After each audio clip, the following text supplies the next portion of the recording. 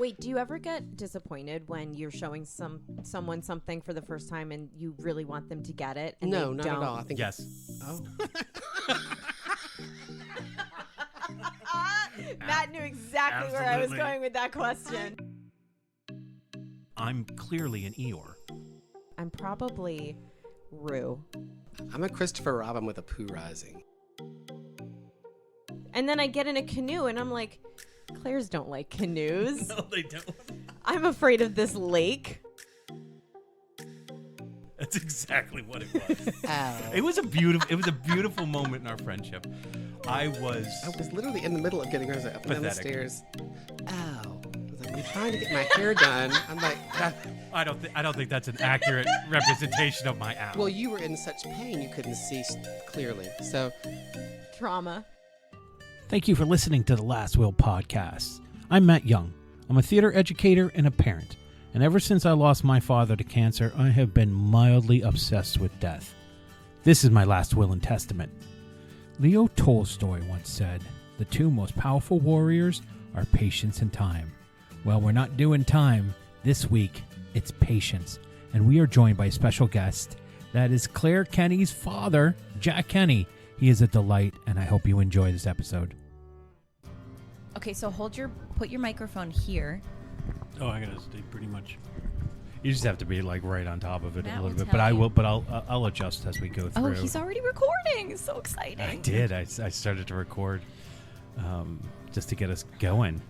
So we're hello everybody. Hi. Welcome to the Last Will podcast. It's myself and Claire, and we have a special guest this morning. Yeah. A special guest. It's Mr. Kenny. He has come to join us for our topic today. He has a first name. It'll always be Mr. Kenny to me, just out of respect. His name is Jack. Just in case you didn't know. Did you not know his first name? I learned it when you said the story about the kids on the bus, but I don't know. I've always been my friends' parents, always by their Mr. and Mrs. yes last name. It feels the most respectful thing to do. I don't know why. Hi, Jack. Oh, God. I don't know that Hey, Matt. works for me. So Jack is joining us to talk about a very important topic that I can't believe we haven't covered yet. Yeah, and he actually came up with it. Yes. We were going to do this on Father's Day because Grady was away. Grady is away, and he's relaxing. He's getting one last hurrah, and it's Sure. summer vacation. Yeah, good for him, I guess. That's what people do. They get one last hurrah, and we do like to hear from him that he is relaxing. yes, it's always good. And so Grady was away for another weekend for whatever, and Jack was going to come on, and it was we were going to do one on Father's Day, but I think I was just too exhausted. I think that's what happened. There was a tired we, text. We were I don't know why. It was right after. When was it? Oh, it must have was been in in the middle of June. Eurydice and stuff like that. Anyway, so we're here to talk about patience, because patience is something that is really important, and everybody has a different take on it. And for myself, I think we all have our good days and our bad days when it comes to patience. I know I've told the story about me at Trader Joe's with my kids, and the cashier was like, "You're a really good father." And I was like, "Oh, sometimes we have good days and sometimes we have bad. Sometimes we have patience and we don't know where it comes from. And other times our patience is very thin." As a teacher, I know that I want my patience I want to fake it as much as I can when my patience is off, because it's not fair to the kids to be impatient, even if they're acting out. So anyways, what we'd like to do, Jack, is we like to go through the definition first. We get out there what it actually means. The AI, what the computers say. Yeah, the computer says. The space age definition. And then we talk a little bit about our own experiences, and then maybe we'll talk about the myths about patience or around patience. And the cliches. And the cliches. So patience, by definition, is the ability to endure difficult situations, delays, or hardships without becoming frustrated or upset, and involves maintaining a calm and composed demeanor while waiting for a desired outcome. allowing time for things to unfold and demonstrating resilience in the face of challenges. Patience can also reflect an understanding that not all things happen immediately and that some processes require time and effort. You're making a face, Claire. Yeah, I don't like to make effort to do anything. Oh, okay. I thought you were making a face about the definition, but no, you don't want to make the effort. I've stopped making faces on the definitions. The AIs are good. I just, I like the dictionary versions. Yes. The dictionary definitions, because I feel like it's more. I may have a decent amount of books here, but I do not have a dictionary. You don't have one dictionary? No. I have a complete works of Shakespeare. Does that count? I think one of the best words in that description you read is the word understanding. Yes. You have to have an understanding of the situation. And because that'll determine your degree of response. If things are really crazy and you're in the middle of it, you might have to summon some extra strength and pray or meditate or something for a second. Wasn't there that old cliche too, like just stop, count to 10, take a deep breath, and then reassess your situation? Patient means you have to wait, point to your nose, and count to 8. What? Say that one again. What was that? I don't think I've ever heard that one before. Patience means you have to wait, touch your nose, and count to 8. Rhymes can be so productive. Yeah. Well, so a friend of mine, we were talking about that once, and this is just my most recent memory on this, because back when my old car, it had Bluetooth capabilities, but when I turned the car on and I would, let's say I'm on the phone with somebody, and then I turn the car on and then the Bluetooth engages, and then I have to wait like 5 seconds, then all of a sudden the person's talking and then I can't hear them for 5 seconds. And I was talking to my friend about this, like, why can't I just wait to not call that person first, turn the car on, point to my nose and count to 8 and wait for the Bluetooth to engage before calling that person? Because every single time I'd get mad. Yeah. I'd get so frustrated. But one time I did point to my nose and count to 8, and it helped. I would really imagine. Helped. But where did you learn that saying? Somebody, some person said it. Some person said it. Some Okay. person said it. Is it madness to show impatience to inanimate objects? I mean, is that like a sign of madness? No, that might be a sign of creativity if you're aware. Okay. If you're doing it kind of, it's with a sense of absurdity. Right. But a lot of times we don't do that. That rock was in the way. I tripped over it. Now I have a pain. Yeah. I'm angry at the rock. Well, that's just stupid. Some people go back and kick the rock and hurt themselves again. Getting mad at your phone. I had a friend that would always throw their phone whenever they got mad at it. Broke it every time. I know my kids can be impatient with the internet when it's not working, and I will often say to them, like, all right, we'll do the things that we do to help get it back up, but like if that doesn't work, it doesn't work, and we have to we have to go to the park. Yes, we're gonna have to look at the outside, kids, and do some things. Well, but I think understanding too. So I've really over the years quelled my anger on the road when I'm driving. I don't know why or how this happened, but I think I maybe have a little bit more understanding for people out there, when they are making mistakes on the road, because I also make my own mistakes. So I think like maybe that person is like they have their blinker on for too long. Totally done that, which is like not the worst offense on the road, obviously. Some people have been doing some really sketchy things out there, which is I don't understand, and then I do get mad.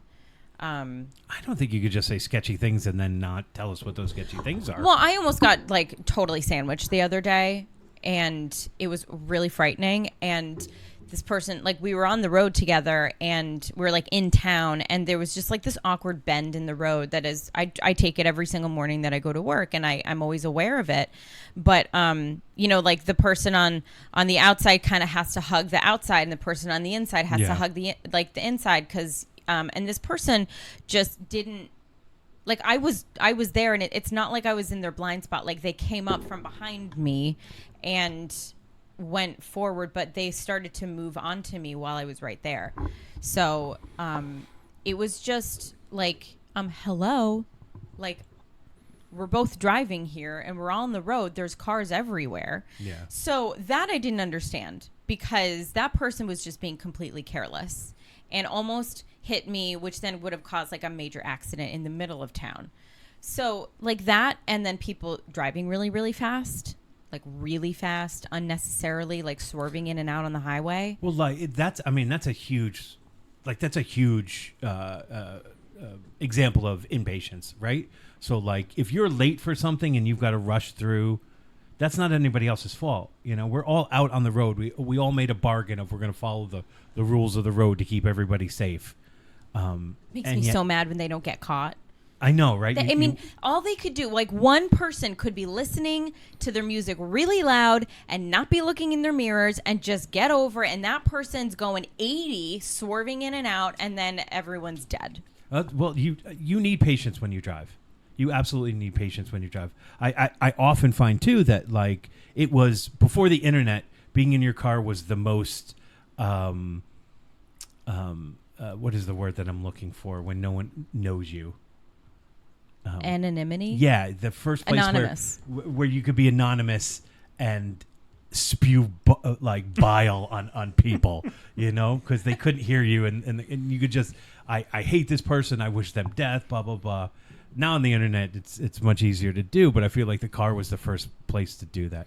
But driving for safety, everybody needs to have the patience. Well, right? everybody needs to have it, but you mentioned it's a bargain that we make. Yep. Well, I don't think people look at it that way at all. You know, impatience, which is a good topic to discuss before we talk about patience, Yes. is in any discussion of impatience, traffic is the first thing that comes up because that is the closest to people. Everybody drives. Yep. And everybody encounters crazy people on the road. My observation is, and I'm not alone in this, is that the pandemic increased the craziness on the road. The return from the pandemic. For some reason, people are worse following this period. I don't know what it is. They felt captive. They felt this. They felt that. Cars are stronger and more powerful and can go faster these days. People are, well, I don't know what they are, but they're different. And my experience in the past 6 or 7 years has been has played a big part in my understanding of this. I became a school bus driver. Okay. In 2018. A lot of training. One of the things they did not train me in was the fact that I have to be a psychologist and a police officer. Right, as well Inside as drive the bus, safely. Yeah, inside the bus. But outside the bus, I learned how crazy people are out there. First of all, they see a school bus, they want to get away from it. They want to get in front of it. They don't want to be anywhere near it. Yeah. And this you realize on the first day. Yeah. The other thing is, I saw a woman go up on the grass in somebody's yard to get around me. It was just Do you stunning. remember? Not to judge, but do you remember the make of the car? No, but I remember the face on the woman. Okay.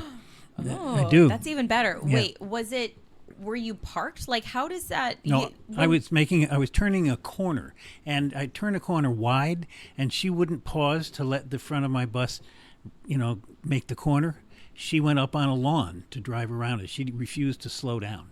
And people don't slow down. They come at you now. Yeah. And you better get out of the way. Well, I mean, I think you brought up the pandemic, and I think there's something really interesting about that. Being a school teacher, we're almost starting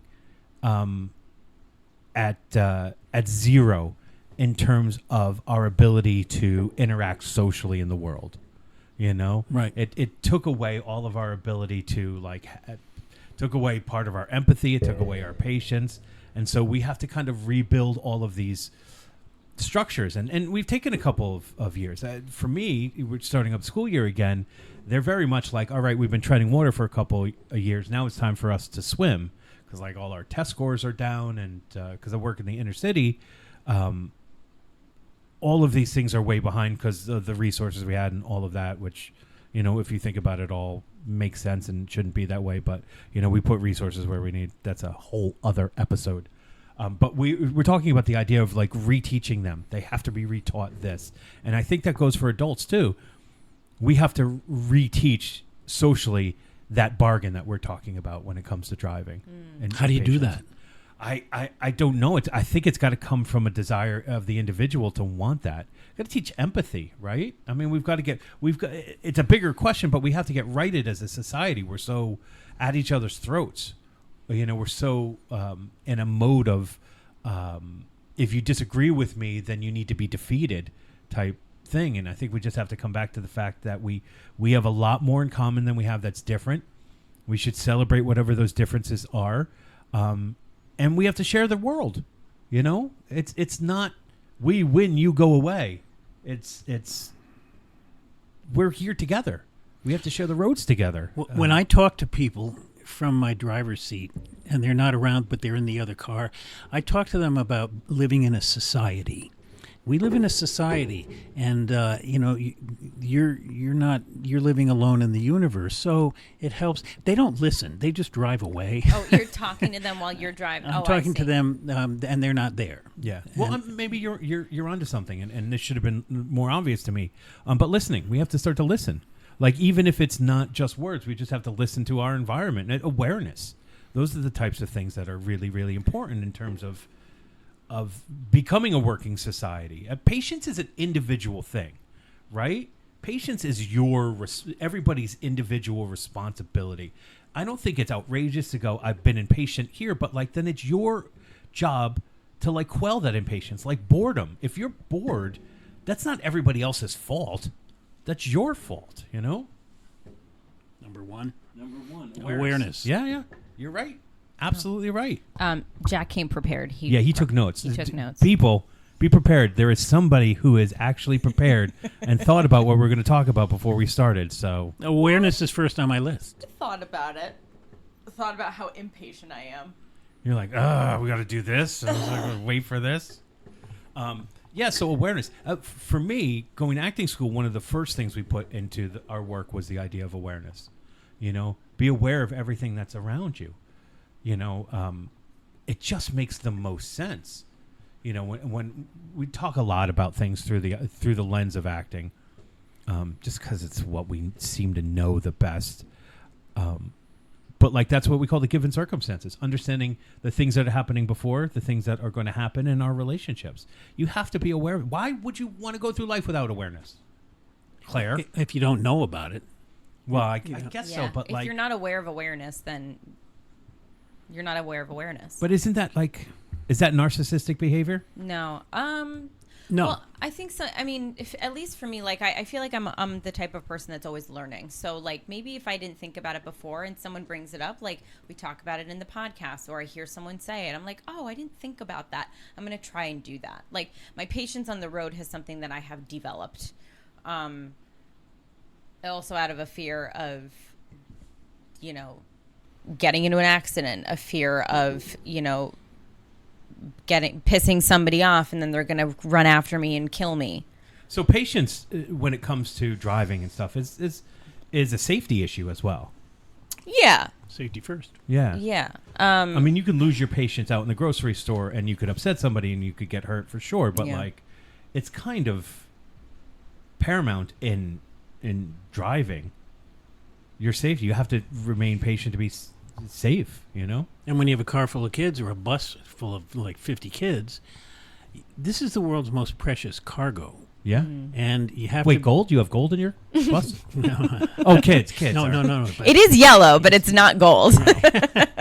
It's the I mean, it makes you really sensitive to what's going on inside and outside, and you have to be wide awake. You can't let your mind wander anywhere at any time. And that's awareness of the intellectual kind. You know, for me, when I think of awareness, I think of being self-aware, I guess. Yeah. You know, when you're in a school bus driver position, like your safety awareness, Well, I also think what Jack was saying was the idea that the cargo is so precious has ignited a greater sense of awareness. You know, like he's got to be a Jedi. He's got to have that type of awareness when you're driving kids. I mean, I think all of our awareness is up when we're driving, but like sometimes outside stimulus, like having kids in the car. Like when I drive with my own kids, I'm thinking more about the safety than I probably am when I'm just driving myself. So, and they're watching you. They're learning how to drive by watching you. And I look at these parents who are just lunatics on the road with their 9-year-old kids sitting next to them in the front seat. oh yeah. And I'm thinking, are you aware that you're teaching somebody how to drive poorly and unsafely? Yes. And being impatient because you're in traffic. Like my kids get to see their mom be very impatient when it comes to traffic, but like it's like an inside joke for them. You know, I'm not saying that they learned how to swear from their mother being in traffic. They learned more to swear from Hamilton, but they're highly aware of this being a trigger for their mom. You know, she can't stand traffic. And I But think that's patience. Yeah, right? and I also think when I think about traffic in itself, of like, oh, I'm in a traffic jam. What's the fastest way I can get around this? That is a severe lack of patience, and I maybe would say understandably so. Like I've worked a whole day. Like what's this 40-minute traffic jam? Like why are they doing road work now? And like how dare they? Or like who got into an accident? Oh, this always happens. You know. Is that impatience wondering why they've decided to do construction at 4:00 on a Friday afternoon? I mean, is that really impatience, or is that logic? We're just thinking, hey guys, there's a different way to do this, maybe? If it's angry, it's impatient. Yeah, I guess You so. know, if it's colored by your emotion that Well, way. if I had all the patience in the world, would have no problem sitting in that traffic jam. Yeah. But I'm always like clicking the navigation system, like, how do I get around this? Like, maybe if I take this exit, will there be back road traffic? And Will blah. Waze be better than Google Maps? What am I going to Yeah. do? Two thoughts. One that's way off, and then another that I think I want to continue to discuss. The first one, the sidebar. Why do you think the word patience and people who are in a hospital are called patient? Like you're a patient and you have to have patience. You have to have Because you have patience to with your wait patient. for the doctor or nurse to come Is to it your... is it like in the design? It's Right. saying, look, you've got to if you're going to be a patient, you have to be patient. You have to exhibit patience. No, it's just two different words. Well, no, I mean, I guess there is some correlation for that. I'm sure we could find out. I'm sure the internet could tell us, but I don't really care what the internet says. It's really about what we think. Yeah. The other thing is, and I think we discussed this like last week, the idea of outside influence having motivation, giving us motivation to do things. What did we talk about last week?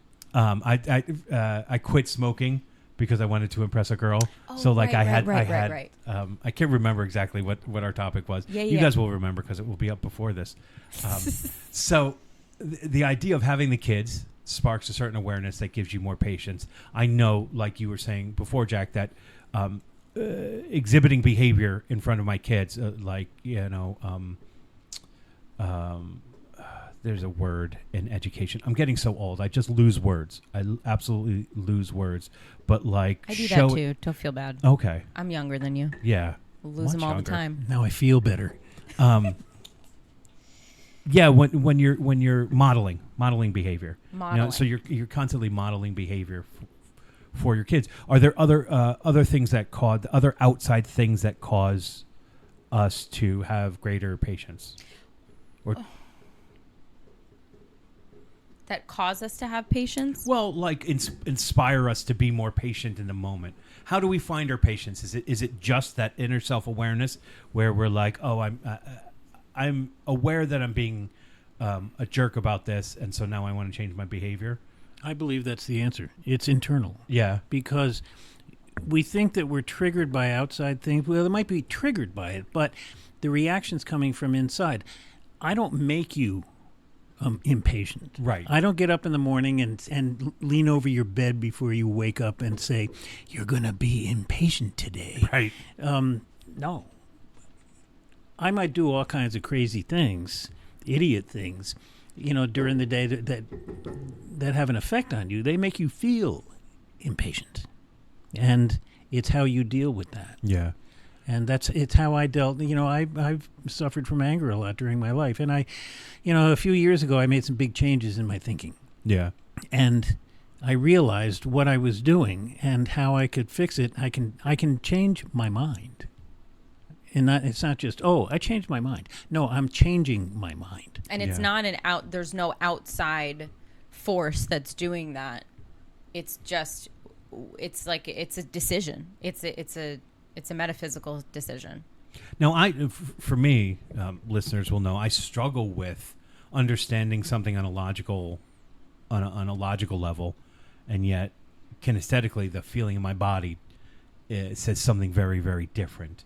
And so I feel like, I don't think I'm a very impatient person for the most part. I think I can have impatience, but like I'm very driven by the physical feeling, and sometimes reality, sometimes logic isn't the thing that helps me turn around a panicked or anxiety feeling inside me. So like I think I can have the awareness of I'm being impatient and I want to shift it through a mindset, but it doesn't take away the feeling that I have in my body. Well, start breathing and concentrating Yeah, only you're on right. your breathing, You're right. and that'll begin the physical process. I hate that. I hate that I so hate much. breathing? Yes. Resentment. I don't like the breathing Don't part. tell me what to do. Well, it's I've never found it to be helpful. I've never, I'll sit there and it's like, focus on your breath, and I'm like, fine. And then it's like, feel it coming through your nose. I'm like, no, it's so uncomfortable. And then I'll start to overthink about how I'm breathing. But that's not when I'm in like a panic state or something like that. Anxiety and panic kind of come in different forms, like in the body. But I have found that there's the logic state, and then there's the emotional state, and then I don't know where the physical state kind of comes in. But like when my body is experiencing uncomfortable feelings from the emotional state, the logic mind does actually, even though it's there and I am listening to it, it's not always, it can't heal me. Yeah. Because when you were saying that, here's the thing that I was thinking about. Here's another tangent. Can a logical state give you any emotional, physical response is really whatever. Can a logical state give you a physical response? Because I know an emotional state gives me a ton of physical responses, but I don't know that I've ever been swayed by a logical. Okay, how about this to bring it back to the topic? Oh, ew. Okay, fine. So if we think about how we spiral in terms of panic and anxiety, is that a lack of patience? No, it depends on the No? source. You could have clinical depression, and that has to be treated some other way. Yeah, and then you have a lot of patience because then you don't want to do anything. And you are a patient. You're a patient. So stupid. Well, Shut up, Matthew. Shut up. No, I don't know that I agree, and I think I disagree. I feel like It doesn't feel like a lack of patience. It feels like it all just happens. no, but I think there is an impatience in me to feel something different, and that spirals me deeper. And yeah, I may deal with clinical depression and stuff like that, but I think it can. I think both are probably right. I think both probably exist. Well, go ahead. I was going to comment on your reference to logic as opposed to emotions. I think logic is part of a larger thing, mental activity. Yeah. And mental activity includes logic, but it also includes a lot of weird stuff that goes around the careful, calculating, factual logic. There are all these crooked little ganglia in the mental process that goes, they're aberrations Yeah. that influence what we think is logic. And that leads to a conflict between emotions and body. You know, we're all in conflict, and then we're in harmony because we're human. I think I don't recognize the harmony as much as I recognize the conflict. And I think sometimes I think in a very like I don't think of myself as someone who thinks about very black and white. I think I live in a gray, but I think when it comes to this, I do think more black and white, like almost like I'm writing a story. Like there's a character who's, all reason, and then there's a character who's all emotion, and like they can't coexist together. But I know they coexist together, but I don't allow that sometimes in my brain to know that there's a harmony between the two. I always think that they're opposite of each other. It's the argument between either or, Yes. and both and. Yep. Yeah, absolutely. Absolutely. Wow. That I read that. It's not mine. No, but you shared it, so it's all yours. Here. I learned it, you know. I was patient. So, in your notes, is there something else that you wanted to talk before I get to the myths? The question about patient, medical patient, and patients that we're talking about here. Yeah. The root goes back to Latin, patiens, which translates as to suffer or endure. Oh. Now, a medical patient is suffering and is enduring something. Okay. And when we are patient, we are suffering in a sense. We are But our- monitoring that suffering, or we're But our language has adapted over the years to make patience a virtue yes, rather than the description of suffering. And virtues, as we know, are things that we want, and some of them we can't get. We have to earn it through work. You know. Interesting. makes sense. Hey, people, you learned something today. Yeah. We're educating. Patiens. I should have known that. It took 4 years of Latin. Did you really? Yeah, in high school. So in my notes, I have the next makes thing sense. after awareness is willingness. Okay. We have to be willing to open to possibilities. Now you've identified logic and emotion and the combination of things. I've had arguments with people about open minds. You know, people who have their minds made up about things, and they say, "Well, I have an open mind." Right. People define it differently, but even with all of these things that we have to do, identifying virtues and flaws within us, Yeah. we are not one way or the other. Like I just said, it's not either or. Right. It's the harmony we're talking about. The presence of good and evil, black and white, all the dualities in life. The light and dark side. So we've identified patience as a virtue that we want to get more of, and that's possible to do. A big topic we can't talk about today is addressing our fears, because fear is behind every problem we have. Yeah. If you think about it, and the willingness to choose. Some people are afraid to choose things. They're afraid to make decisions. Oh, I'm impatient. You know, I got good. I don't levels. have the willingness. I don't have the time. I just can't do it. And basically, I'm afraid to Just do making excuses, I don't but it's wanna- all coming from fear. it. You're- Right, a fear of change. Yeah, yeah, is yeah. quite Yeah, a well, big- fear- I think willingness is probably a topic in itself that we could do. Because we've done fear before, right? But fear really... We could do 8 episodes We could, on fear. I know, for because sure. fear is really like the underlier of so many things, you know? Like, I mean, I don't... Right now, I can't make a strong correlation between, like, my lack of patience and fear, but I know it's there. Yeah. Mine, just to identify it, as I'm sure many people know, is all based on shame. The fear of shame. And yet I live with shame every day. So what the fuck am I afraid of? Well- Like I'm experiencing it every day. So it doesn't, why I'd let it stop me from doing anything. Does it help you? It should. I mean, because it should. Why? Because it shouldn't stop me from doing anything. Because how is the feeling that I have going to be any worse than the feeling that I already have? So why not like throw it all to the wind and take a chance, embrace my own nose, and see what happens. Be willing to Work. and fall on my face and then get up and try again, which I do in my art, but I can't seem to do as much in real life. I will say I'm getting better. I'm absolutely getting better. But going back to just the idea of willingness, something that we talk about a lot on this podcast is discovery, just being open to what could be as opposed to making up your mind.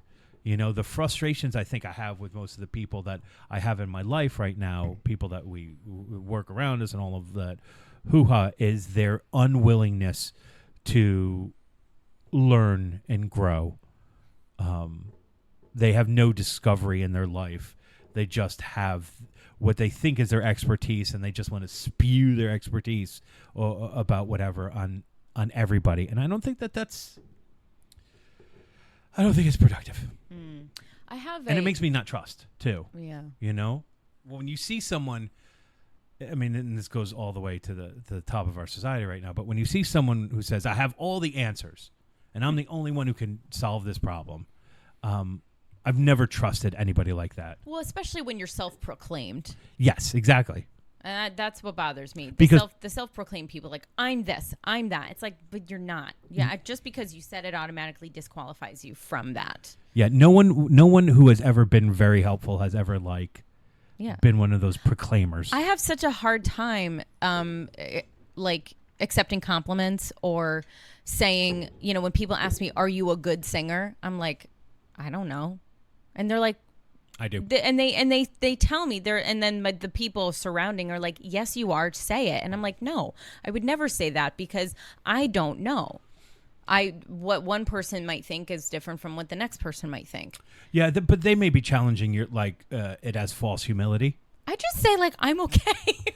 but I can. But the truth of the matter is, Claire, that you work really hard at being good at singing.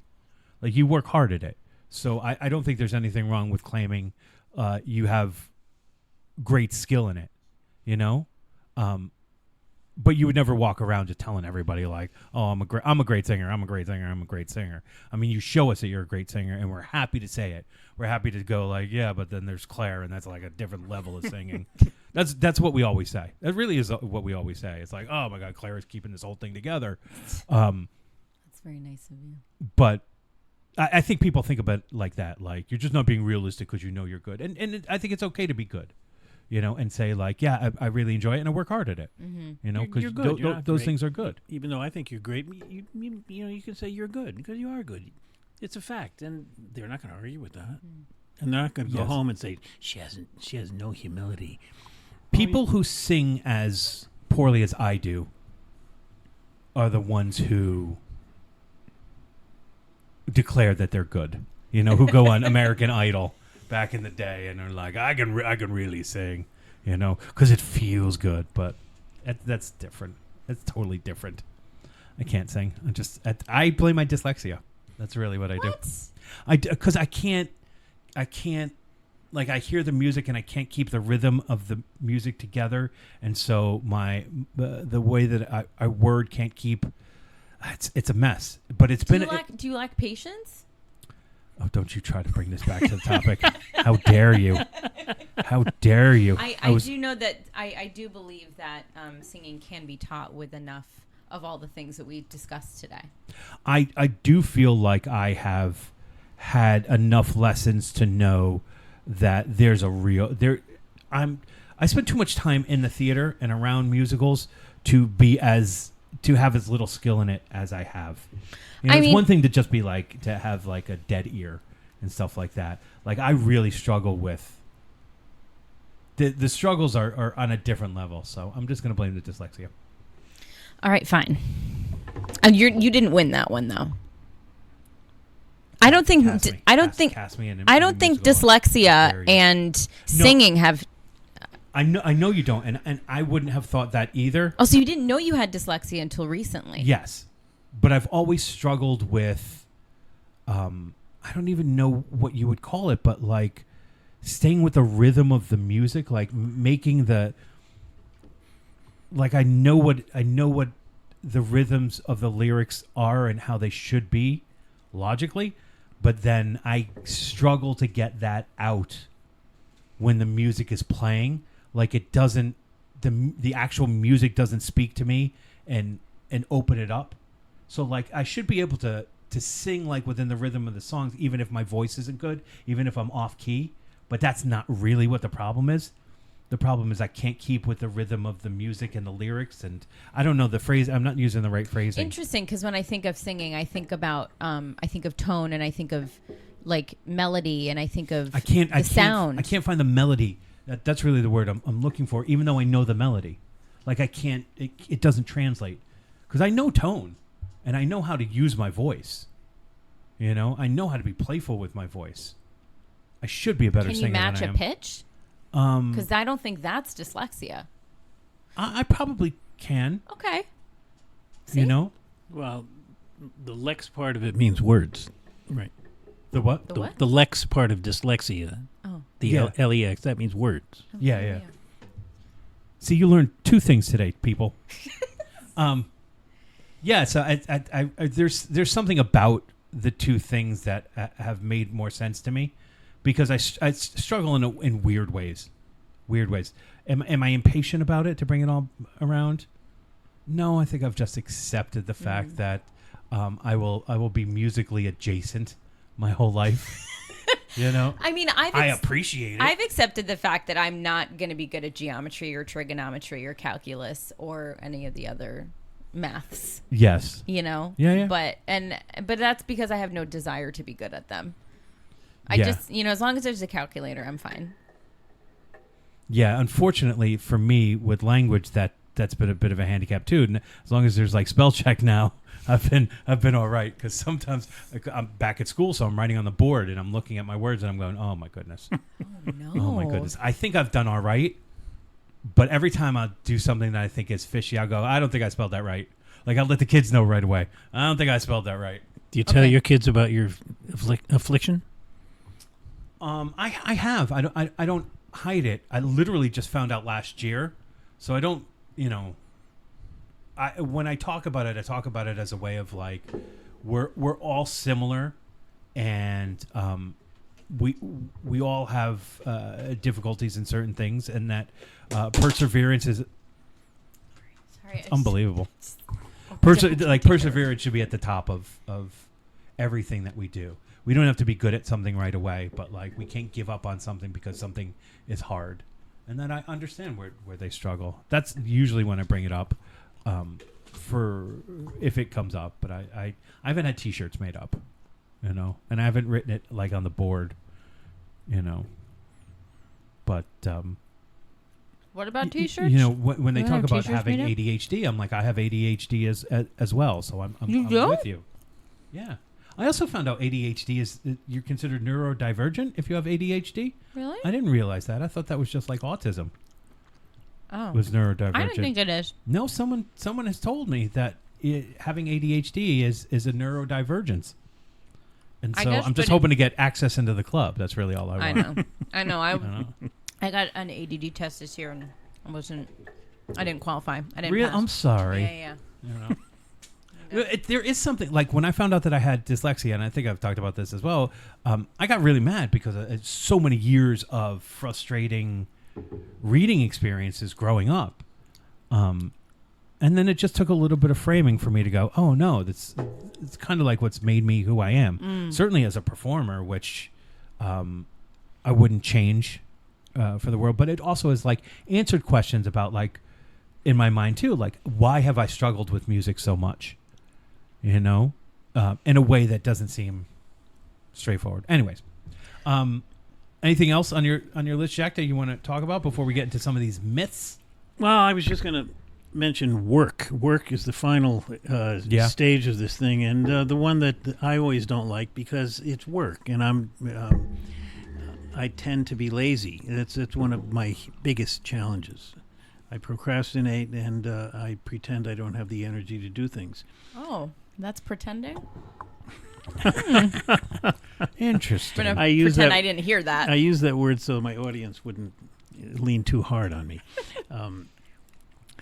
Work requires acceptance of yourself. Yeah. Work requires a calm presence. Work requires a soft, strong voice internally and outside. Internally and Oof. outside, or they have to both be together. That's Unless you're quiet and you're meditating and you're doing it that way. But you have to use a strong voice inside yourself.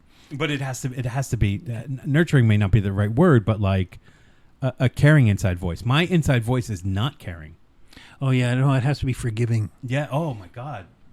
We call it in acting school. We called it the judge, and so I've lived with the judge for a long time. I'm getting better at not listening to the judge, not giving the judge the status that I would give somebody who I would give a lot of status to. That's a great sentence. Somebody else. Yeah, but Who is that? Well, there's the judge, and then there's well, you got to find who that is. Yeah. There's not a lot of kindness in the judge, and I wonder, like, Got to work on that, you're Matt. right though. It has to have your voice has to have empathy. It has to have care in it. The thing is, it's the original definition of sin that I've read is an archery term, missing the mark. Now, I was taught that sin was this horrible thing. You get a black stain on your heart. You go to hell. The devil's laughing, and you you suffer for eternity.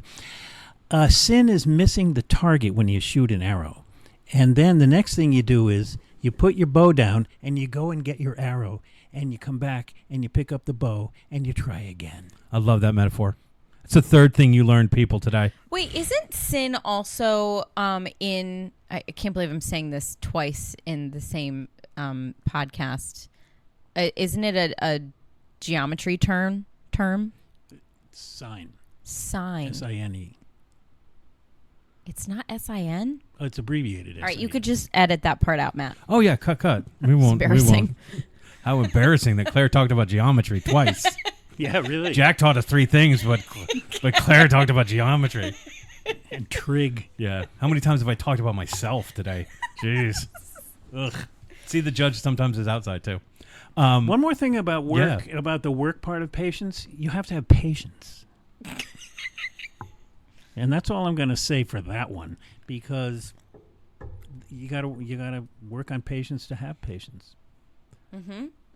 Yeah, I agree. I also think because, like, well, here's maybe a bigger question. We talked about patience being very, very, like, internal and something that we're dealing with on our own, but don't we have an obligation to society for patience, to be patient? We do. Yeah, right? So in work, it's just a smaller community, but we owe our coworkers our patience, to not dictate our work environment, to not make it hostile, you know? Well, when you lose your patience, then everybody suffers. You become a pariah. Yeah. Right, you become more and more alone. Yeah, for sure. So it's so interesting that something like patience has a very strong internal component, and it also has a very strong external component, a communal thing. That's pretty interesting. There was something else that I had thought of, and I wondered if it's going to come back into my brain before we move on to myths. Nothing worse than thinking and brain farting while we're recording. Happens to me a lot. But it was something. It was really brilliant, guys. It was really. I had such a brilliant thought about patience. Maybe it'll come up again. That's the hardest part, is letting go, because, like, really, yes, it made so much sense in my brain, and I just know that it made sense. And now you're going to remember it after we leave. Of course. I'll just scream it out the window then. Okay, so some myths about patience. Patience means inaction. I don't think I've ever heard that one before. Inaction? Yeah, inaction. Okay. Many people believe that being patient means doing nothing. Oh, okay. So it's a little different. Patience means not doing anything is really what it should have said. Many people believe that being patient means doing nothing. In reality, patience often involves taking thoughtful actions while waiting for results. I agree with that. Right? Yeah. Yes. Sure. Patience is a sign of weakness. No. Yeah. I know that oftentimes we think of kindness as a society, we think of that as weakness, and it makes sense that we would think that patience is a weakness, but obviously it's not. It says some think that being patient equates to being passive or weak. In fact, patience can require significant strength and self-control, which you were talking about before. You have to work at it. You know what Bruce Lee said? I don't.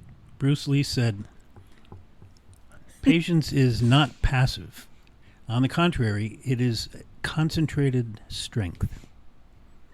I mean, yeah, right? That's a great line. It is a great line. I don't think, even though these are myths, I don't think I've ever thought of patience as easy. I've always thought of it as one of the hardest things to achieve. Yeah. I think about monks. I think about being in a monastery, or maybe not a monastery, but like living in like the Himalayas, and in a really like an environment that's just apart from the rest of the world. And I think about because I think about this, like I think about often like resetting myself and resetting my life, and taking 3 months off of being off the grid, and bringing my body back in like homeostasis, and I struggle. I desire that, but then I'll have like a Friday or Saturday night where my body's coming into like a normal state, and it's like it's really, really hard for me to relax because I need to like eat something, or I need to do something, or I need to do something and I don't know what it is, and like I think I've buzzed up my life so much that I've unlearned patience. That's not entirely true. I mean, I'm pretty patient. I do think that parallels what people went through in the pandemic. They although we should have all been able to reset, there was a lot of, especially with kids, a lot of forgetting how to be patient. Mm-hmm. Another myth: you're either patient or you're not. No, that's the either or. Right. It's the work. You have to be involved. You can't be passive, like Bruce Lee said. Patience is instinctive. No, again, I think you can learn patience. Right? It's not. Yeah. I mean, I think some people are probably more instinctive. I think you're probably not going to be a kindergarten teacher and not have some sort of instincts about patience. But it's not necessary. Patience leads to stagnation. That's garbage. No. Yes. There's a myth that being patient means you're not making progress. In reality, patience can allow for thoughtful decision making and can lead to better outcomes. Patience is active. Yes. Yeah. Yeah. Patience is always rewarded. No. Yeah. I mean, it would be nice if that was the case, but nothing is that. Nothing is that black or white. It's. I also think like you exhibiting patience is it's kind of like forgiveness, in the sense of like when you forgive, you can't forgive with expectations of how somebody will take it or what the response is. And I think patience is the same way. It's like you have to exhibit patience not for how people will respond to your patience or a gift or a reward that would come at the end of being patient. You just have to do it for yourself, because that's the type of person that you want to be. You want to be contributing to a society, to making an environment nicer. You want to be kinder to yourself and to the people around you. Expectation is a real key word there. Yes. It's because people want to get something for something. I mean, it brings up the whole topic of attachment and non-attachment, and happiness and suffering. Yeah. There are parallels there. For another time. That's a whole other episode. I've been thinking a lot about happiness lately. I've literally I've been wanting to ask people, like, are you happy? What makes you happy? Like, it's like I sit with my phone almost texting. Mm-hmm. Are you happy? I don't know why. It's weighing very heavy on me. Not heavy in terms of a bad way, but like I'm curious about how people feel their formula, what makes them happy. People don't have a formula. No, you're probably right. I am right. Oh, wow. No, I don't think. I mean, just like quickly, I feel like happiness is not. There is no formula for happiness, and there's no like instant happiness. And I mean, despite the fact that our world does try, with drugs or like, movies or everything, it's like it's all individual based. It's like what brings you joy. Yeah. You do the baby step. You try to you work on your patience, you work on your willingness, you work on your awareness, you work on yourself, you work on building your friendships, your life, your this and that, and like all of that is individualized based on like what makes you have joy. Yeah. I mean, not to get all patriotic, but it is like the pursuit of happiness is probably the question. If you were about to start to talk about America, I don't think I you was can gonna do go it. into the independent. I don't think you can do it. To pursue happiness? Happiness is a gift. Like as a result of certain things? Yeah. Well, I think like the sentence "pursuit of happiness" is the equation of trying to explore different avenues with the result being happiness. I don't know. I don't think it's impossible. I don't think there's one answer. I don't think there's one equation. It's not 2 + 2 is 4. No. But I also I wonder if some people do have a formula. Like some people just have been enlightened enough to know themselves well enough. I don't think somebody else's formula will be my formula, but I do think that there's probably some people out there who know that when they get up tired and they go and they exercise, that gives them more energy in the day, and that is the start of what makes their day, their pursuit of being happy better. I do think there are things that people, again, actively are doing to try to get that. My feeling about happiness has changed a lot. I used to think that happiness was, big smile, laughing, bubbly, and all that stuff, and just being really, really pleased and enjoying life. Now it's different. Anything can make me happy. Sitting here makes me happy. Yeah. Talking about being aware of awareness really tickles me. Yeah. The philosophical fluids in my body want to quiver when I hear those things that stimulate my mind. Yeah. That's happiness to me. Yeah, for sure. I can frown and think and be happy. Yeah. Well, I mean, one of the things that, not to go back to stupid acting all the time, but it's just the way my brain works. I'm always telling students, I'm always telling people that I'm working with, like, we don't smile. We don't always smile when we're happy. We don't always cry when we're sad. We don't yell when we're angry. We're complex beings, even though we're simple too. So yeah, happiness doesn't have to be about a smile or sunshine. It's individual, like Claire, you were saying. It's individual to each and every one of us. So I think there's one more. There's one more. Patience is patience is only about waiting. No. Again, I think we most of these myths we debunked as we had our discussion, because patience is an active thing. Waiting is spontaneously patient. To me, patience involves a lot of taking care of a situation that is out of control. Yeah, you have to be patient, and it can be spontaneous with practice. Yes, you have to practice patience, and you get to know how to diffuse. There's a good word: diffuse a situation. People can sense your patience. Patience is palpable, and people can sense that here's a calm, patient person without really having a conscious thought about it. No, and it will iron out the atmosphere. It'll make people feel safe, and then when they're safe, they'll be relaxed. Yeah, and that's when we can steal their wallets. Safe is a good one. And put it. Who has a wallet anymore, really? And put it in the safe. Right. Well, we made an hour. We did an hour on patience. We're trying to make sure that we're doing hours as opposed to going over, and plus so hours. I think we did it, and I think we learned something. Jack, thank you so much for coming and talking to us. This was great. This has made me happy. Oh, good, very good.